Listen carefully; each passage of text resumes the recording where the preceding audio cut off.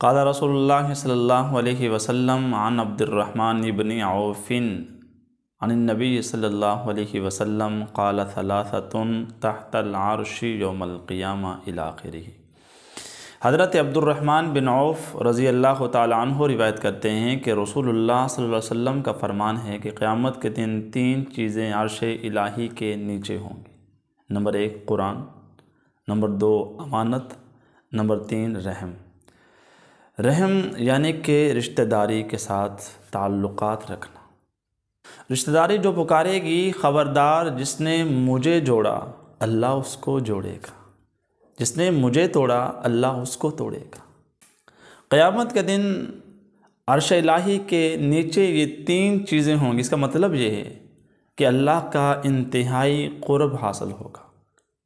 اللہ تعالیٰ ان کے حق کو، ان کے اجر کو، جو ان کے عمل پیرا لوگ ہوں گے ان کو دیں گے، ان کا عمل ضائع نہیں کریں گے۔ سب سے پہلے قرآن کے ساتھ دوستی ہوگی، قرآن کے ساتھ دل لگی ہوگی، قرآن کی تلاوت کریں گے تو یہ ہم سے دوستی کرے گا، قرآن پڑھیں گے یہ ہماری سفارش کرے گا، قرآن کو سینے کے ساتھ لگائیں گے یہ آپ کا ساتھی بن کر کھڑا ہوگا۔ اگر قرآن نہیں پڑھیں گے، قرآن کی تلاوت نہیں کریں گے تو یہ قرآن ہمارے خلاف گواہی دے گا، سفارش اس وقت کرے گا جب ہم اس کے ساتھ دوستی کریں۔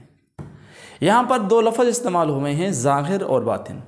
ظاہر کا مطلب یہ ہے قرآن کریم میں کچھ معنی اور مفہوم ایسے ہوتے ہیں جس کو سمجھنے کی ضرورت نہیں ہوتی، عام انسان سمجھ آتا ہے، بالکل واضح الفاظ ہوتے ہیں، اور کچھ الفاظ آیات ایسی ہوتی ہیں جن کے معنی میں غور و فکر کرنے کی ضرورت ہوتی ہے۔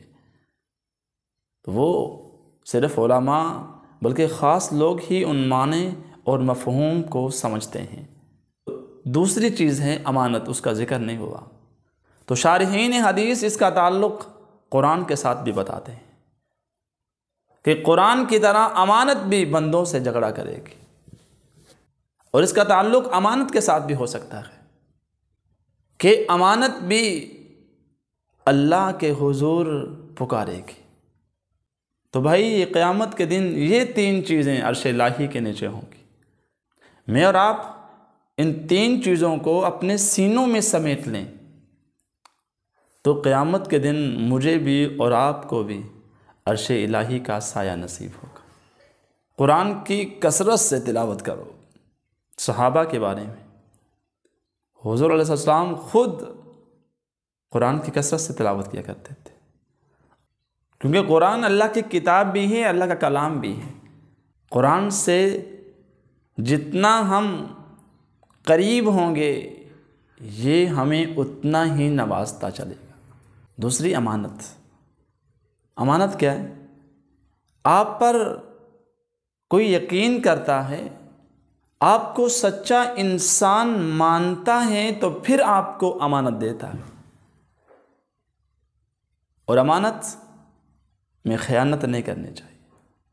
خیانت کرنے سے رب کی ناراضگی ہے، اور جو امانت آپ کو دی گئی ہے صحیح وقت میں وہ امانت واپس کریں، جب وہ لینا چاہے اس کو واپس کریں۔ اللہ کی خوشنودی ہے اس میں۔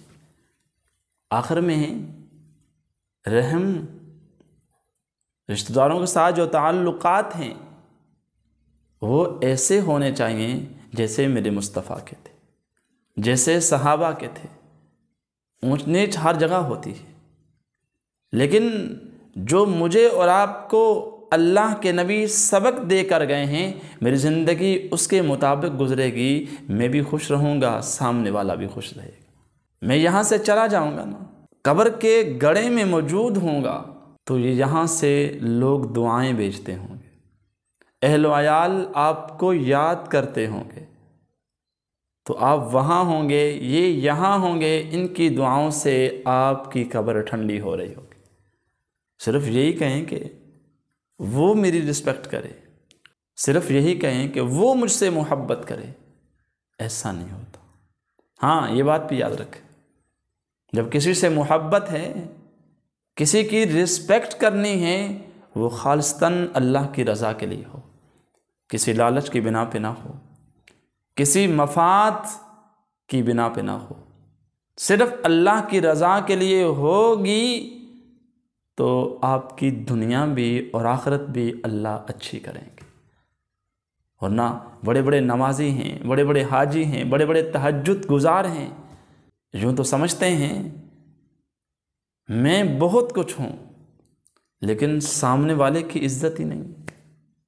سامنے والے کو جب پکارنا ہے تو زبان سے کچھ اور اندر سے کچھ، ایسے اللہ راضی نہیں ہوتے، ایسے رشتہ داری نہیں چلتی، ایسے تعلقات نہیں چلتے۔ یہ رحم بذات خود کہتا ہے کہ جو مجھے جوڑے گا اللہ اسے جوڑے گا۔ تو جب آپ یہ کہیں گے صرف میں ہی ہوں، ایسے گاڑی نہیں چلتی۔ تو 3 چیزیں اس درس حدیث میں بیان کی گئی ہیں۔ سب سے پہلے قرآن، نمبر 2 امانت، نمبر 3 رحم۔ تو اللہ تعالیٰ سے دعا ہے کہ اللہ تعالیٰ مجھے اور آپ کو یہ 3 چیزیں نصیب فرمائے کہ مجھے بھی اور آپ کو بھی قیامت کے دن عرش الہی کا سایہ نصیب ہو۔ وما علینا۔